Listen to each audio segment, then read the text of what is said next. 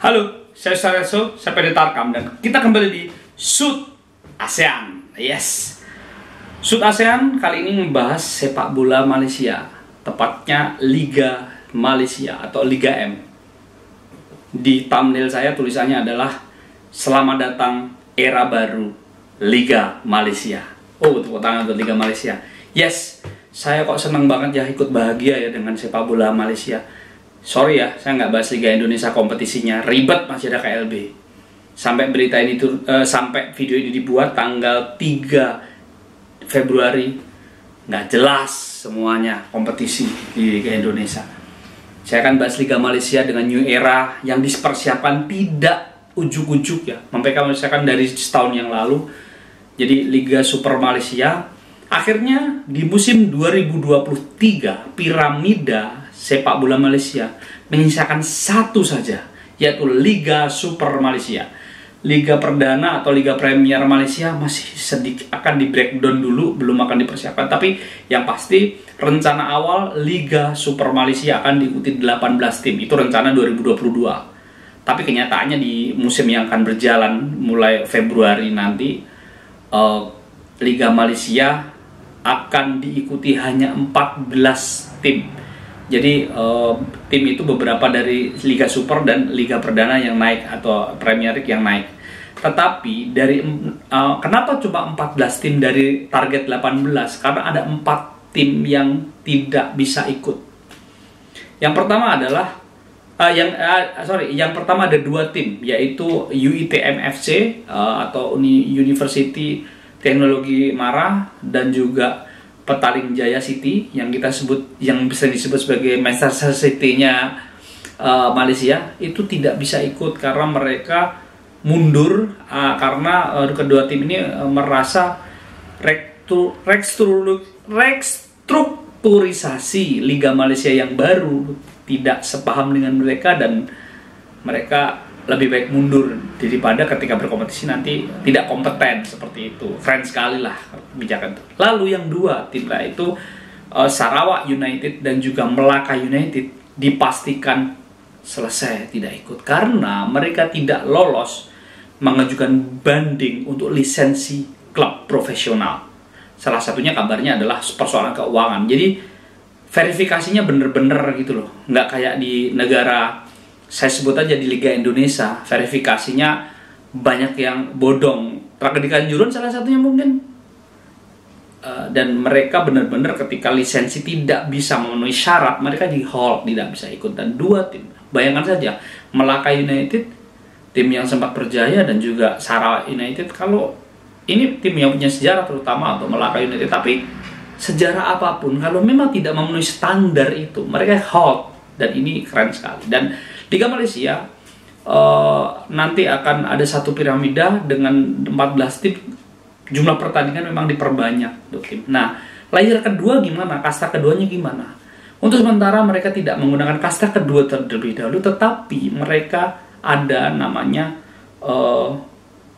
di bawahnya ada kompetisi tim cadangan. Jadi setiap tim dari 14 tim yang di Liga Super Malaysia ini harus punya tim cadangan. Tim ini pemain under 23. Dan pemain-pemain under 23 yang jadi satu tim yang berkompetisi di reserve tim di kompetisi cadangan ini bisa sewaktu-waktu naik ke tim utama. Nah, kerennya adalah mereka menggunakan pemain reserve tim ini untuk berkompetisi penuh, tetapi tercatat sebagai pemain senior. Tetapi karena di senior mungkin tidak semuanya bisa dapat kesempatan bermain, mereka bermain di level kompetisi, jadi tetap jalan. Jadi sebenarnya kayak liga keduanya, cuma tidak naik turun, yang promosi degradasi pemainnya. Jadi misalnya kayak Sarawak, misalnya soal Selangor misalnya punya Selangor reserve timnya bermain di kompetisi reserve tim.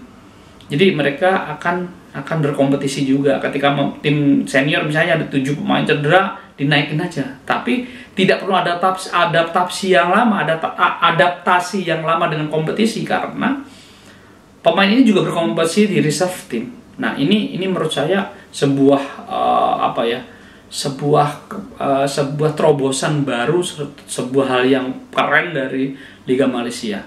Lalu untuk selanjutnya ada masih ada kajian Liga Semi Pro dari Malaysia, yaitu yang dulu namanya kasta ketiga Liga Malaysia, yaitu Liga M3. Liga M3 itu kasta ketiganya, sekarang lagi dikaji seperti apa akan kajiannya itu, karena ini pengembangan ini akan disesuaikan dengan perkembangan AFC dan apa namanya Asia, Komisi Asia. Jadi bagaimana perkembangan sepak bola Asia itu menyesuaikan di level amatir. Level amatir sudah dipikirkan menuju global ya.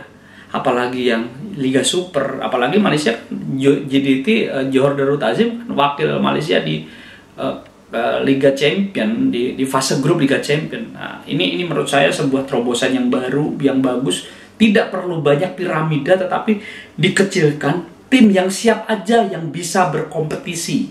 Nah, ini menarik sekali. Dan Malaysia, MFL, Malaysian Football League selaku operator dan juga FAM, Federasi Malaysia, akan bekerja sama untuk mengkaji lagi Piala Malaysia dan juga Piala FA Malaysia. Dikaji itu tetap mereka melaksanakan ini, tetapi mengkaji itu menambah jumlah pertandingan bagi tim-tim pesertanya. Termasuk juga ada Piala Belia dan Piala Presiden itu under 19 dan under 21 itu akan dibikin semodel cadangan. Jadi ada kompetisi berputar, tidak hanya sekedar lawan-lawan ada final, tidak, tapi kompetisi berputar yang sama dengan seniornya. Ini menurut saya sebuah terobosan yang bagus, dan saya rasa 3 tahun lagi timnas Malaysia akan jauh lebih kuat dibanding saat ini dengan konsep seperti ini, karena semua pemain akan bisa, pemain muda akan punya kesempatan main. Dan ini lebih kerennya lagi, mereka berani, Liga Super Malaysia membuka kesempatan untuk 9 pemain asing.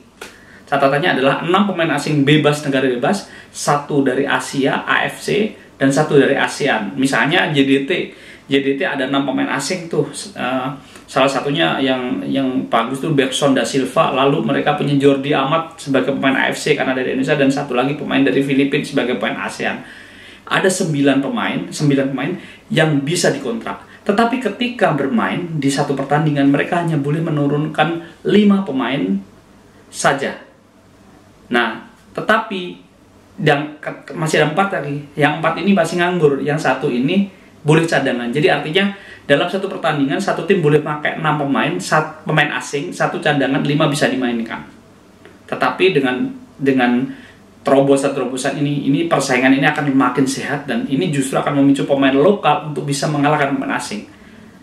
Seperti itu. Dan saya justru melihat optimisme di sini bahwa sepak bola Malaysia akan berkembang terpacu, karena Thailand juga melakukan hal yang sama sebenarnya. Banyak pemain asing berkeliaran di klub-klub, bahkan ada yang punya 9 pemain asing. Tetapi timnas mereka jauh berkualitas daripada timnas kita yang mempersoalkan orang asing gitu. Jadi ini kompetisi terjadi. Jadi pemain juga akan berkompetisi secara individu di timnya. Ini penting. Jadi selamat datang era baru Liga Malaysia. Thank you.